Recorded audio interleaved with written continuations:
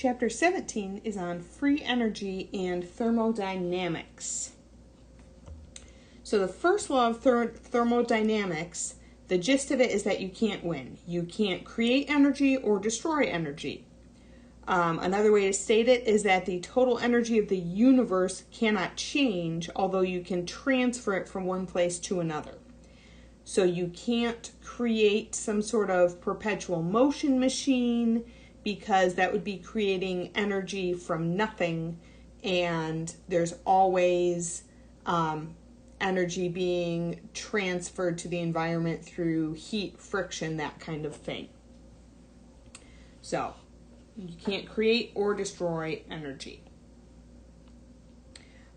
This is a picture from your textbook showing how you can't create energy. If you heat things with natural gas, yes, you're creating heat, but moving it around has a heat tax. Transmitting electricity through wires has a heat tax. Generating electricity has a heat tax. So basically, you can't avoid losing some energy to the environment when you try to transfer it. Thermodynamics overall will predict whether or not a process will occur under the given conditions. And a process that will occur is called spontaneous. A non-spontaneous process requires some energy input in order for it to happen. Now, to look at if a process is spontaneous or not, what we do is we compare the chemical potential energy of the system before the reaction and the free energy of the system after the reaction. If the system after has less potential energy than before, the reaction is thermodynamically favorable or spontaneous. Now, notice that spontaneous doesn't say anything about whether or not a reaction is fast or slow, just if it will happen, if it's under the given conditions. Now, any process that is spontaneous is irreversible because there's a release of energy when it proceeds in that direction. A reversible process, so equilibrium, like we've been talking about these last few chapters, will proceed back and forth between two end conditions. And any process at equilibrium is going to result in no net change in free energy. If there's a change in free energy, you can't be at equilibrium because you're going one direction. And if a process is spontaneous in one direction, it needs to be non-spontaneous in the other direction. So if we look here at this car, it's spontaneous for it to rust and degrade. If you want to bring this rusty car back to its original condition, you need to put a lot of energy into that process. Okay, I mentioned thermodynamics tells you if a process will happen. The way this one is drawn, the reactants have a lower chemical energy than the products, so this particular reaction would not happen spontaneously. The middle part here telling you about what happens, how fast it happens, what intermediates it goes through, that's kinetics. Remember, we covered kinetics back in chapter 13, talking about intermediate states and the rates of reaction. So that's this middle part here. This chapter, all we're concerned about is where we start and where we end.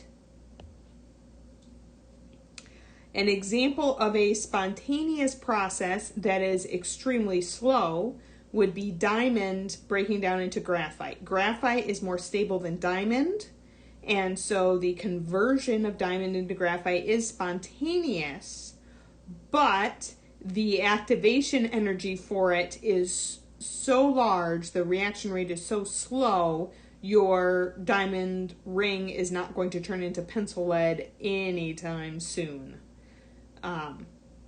So just another example showing you the difference between thermodynamics, what's spontaneous, and kinetics, how fast or slow it happens. Now, the reason a spontaneous process occurs is because it releases energy from the system. Now, back in Chem 103, we talked about chemical potential energy, a process going from a higher chemical potential energy to a lower one is spontaneous, and exothermic releases energy. But we've also seen some processes that happen spontaneously. For instance, there are some salts like ammonium nitrate that are endothermic. It gets colder when you dissolve it, but it still happens. It's still a spontaneous process. And so how does something absorb potential energy but still have a net release of energy overall? Because there needs to be that net release in order for a process to be spontaneous. And so we're missing another quantity in there that will tell us if something is spontaneous, in addition to delta H, thinking about exothermic and endothermic. The thing we're missing is enthalpy here. So we have two factors that will determine whether a reaction is spontaneous. They're the enthalpy, delta H. It's the difference in the sum of the internal energy and the pressure, volume, work energy of the reactants to the products. This is where we're talking about exothermic and endothermic. The other new factor is entropy, delta S. We've talked about delta S kind of in passing, but now we're going to really dig into it. Delta S is the difference in randomness of the reactants compared to the products. Now, when we're talking about enthalpy, we typically measure it in kilojoules per mole. The stronger the bond, the more stable the molecule. And so a reaction will generally be exothermic if the bonds in the products are stronger than the bonds in the reactants. We're going to release some energy because we've reached a new lower chemical potential energy. Have a negative value for delta H for exothermic reactions. A reaction is endothermic if the bonds in the products are weaker than the bonds in the reactants. And endothermic reactions have a positive delta H value. So the enthalpy change, when we're talking about spontaneity, is going to be favorable for exothermic and unfavorable for endothermic. Now, entropy is a thermodynamic quantity that increases as the number of energetically equivalent ways of arranging the components increase.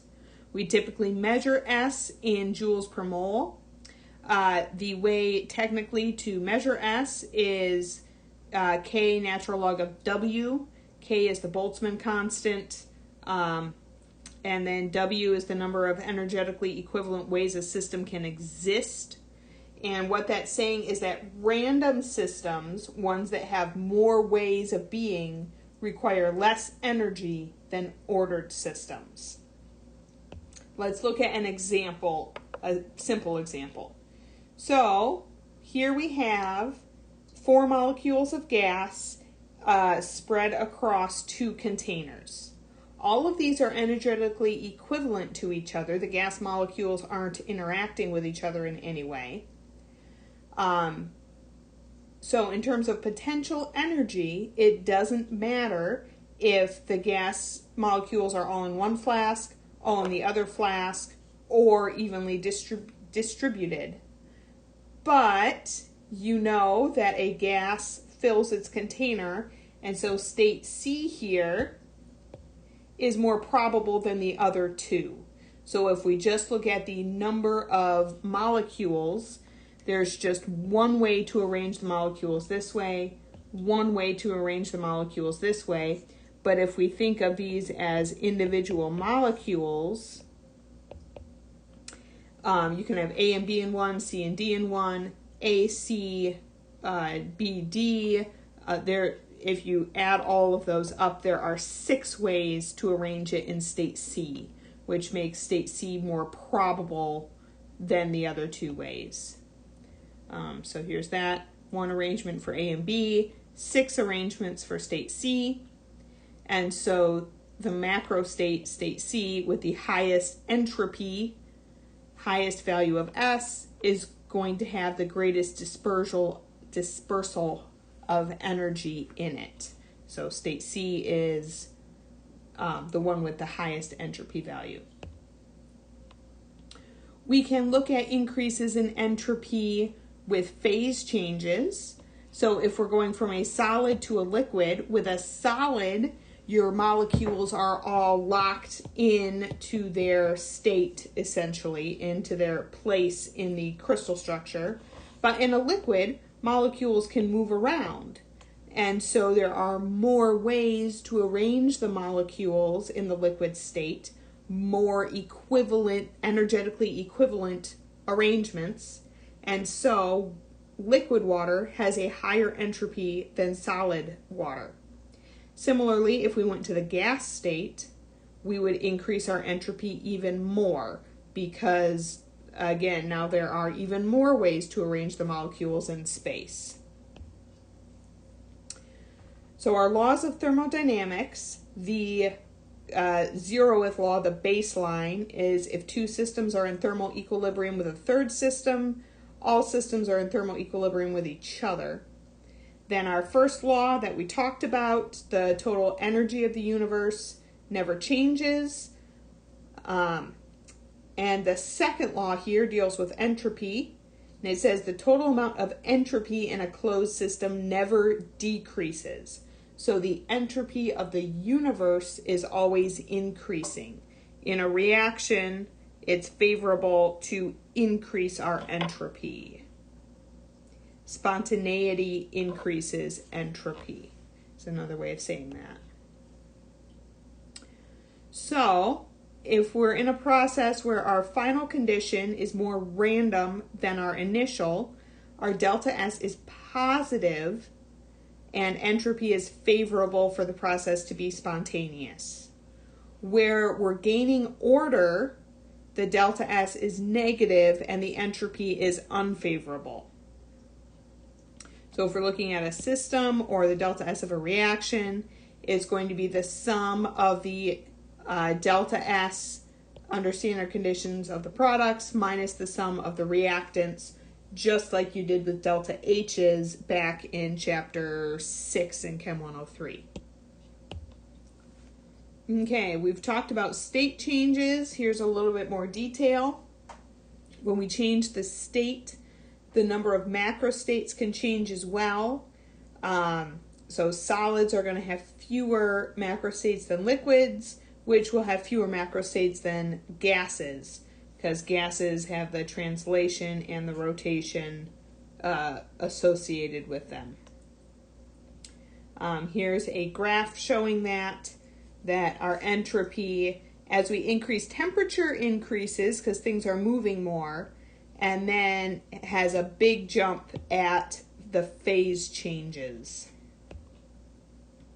So here's some practice. I would recommend pausing the video and then coming back and check.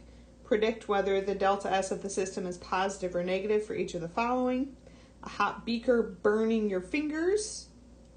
That's going to add disorder to the cells in your fingers by increasing the temperature. So that's going to be a positive delta S. Water vapor condensing, going from a gas to a liquid, we're going to become more ordered, so that's a negative. Separation of oil and vinegar in salad dressing, we're going from a mix of the two into two separate phases, so that's going to be a negative. Dissolving sugar in tea, we're going from two phases of the solid sugar and the liquid tea into one less ordered phase, and so we're going to be gaining entropy because of the mixing. This reaction to solid lead 4 oxides going to two solid lead 2 oxides plus oxygen gas. When we're creating a gas, we're going to create entropy. 2 ammonia going to nitrogen plus 3 hydrogen. We have 2 moles of gas on our reactant side and 4 moles of gas on our product side. So that's going to be a positive entropy. And then silver chloride precipitating. We're going from aqueous to solid, so we're going to lose entropy. So positive, negative, negative, positive, positive, positive, negative.